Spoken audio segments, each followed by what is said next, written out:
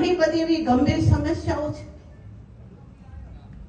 કે આજે પશ્ચિમ બંગાળની અંદર તમે જોતા હશો કે આજે પશ્ચિમ બંગાળ એક એવું રાજ્ય બની ગયું છે ત્યાં હિન્દુ પગ મૂકી શકતો નથી, ત્યારે ભાર બપોરે ત્યાં બેન દીકરીઓની ઇજ્જત લેવાય છે, તેમ છતાં ત્યાંની સરકાર એમની સામે પગલા ભરતી નથી, પરંતુ એમને પંપાડવાનું કામ કરે છે. મારે તમને કહેવું છે કે આ વિસ્તારને ફરીથી તમારે બીજો પશ્ચિમ બંગાળ બનાવવો છે. આપણા કોંગ્રેસના ઉમેદવાર પણ મમતા બેનર્જી 2 છે મિત્રો. આ તમે જાણો કે હજુ એ કોંગ્રેસના લોકોના લોહીની અંદર હજુ ભ્રષ્ટાચારની બૂ આવે છે.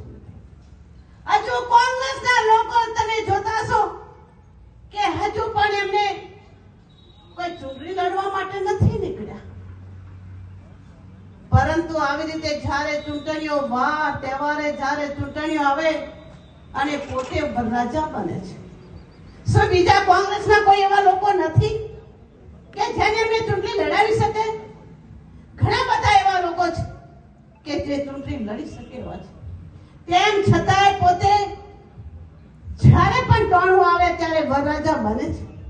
તમને ખબર છે, એમને ખબર છે કે હું વિધાનસભા તો લડેલી છું, હું હારી જઈશ તો મને કોઈ ફરક નથી પડવાનો, વિધાનસભા તો મારું ચાલુ જ રહેવાનું છે, પરંતુ આ લોકસભા લડવું તો આ લોકસભાની અંદર જે બધું ફંડ આવે, પાર્ટીનું ફંડ આવે, રોઈ રોઈને પગે પડીને ફંડ ભેગું કરેલું પણ આવે મિત્રો, એ ફંડને પણ ઘર ભેગું કરવું છે.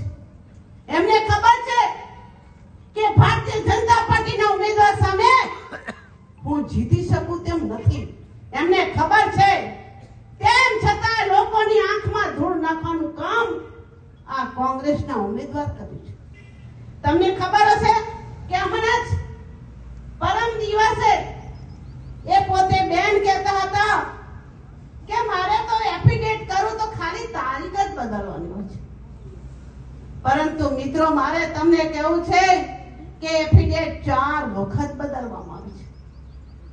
કેમ બદલવામાં આવી, શા માટે બદલવામાં આવી, એનું કારણ આપણને ખબર છે.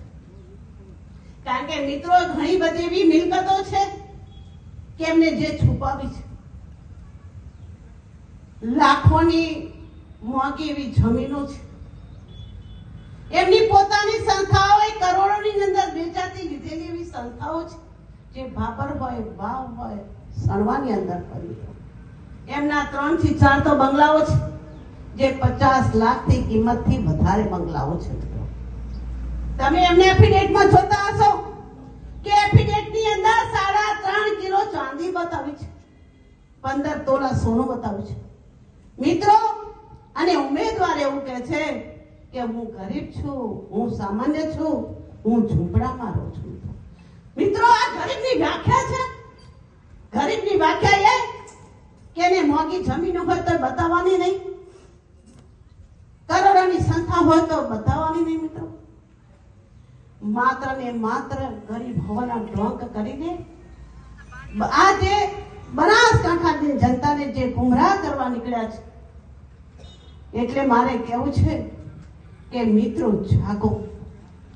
આ યુદ્ધ એ સામાન્ય યુદ્ધ નથી, આ દેશને ભાવીને નક્કી કરનારું આ ચૂંટણી છે, આ યુદ્ધ છે. જ્યારે દેશના વડાપ્રધાન નરેન્દ્રભાઈ મોદી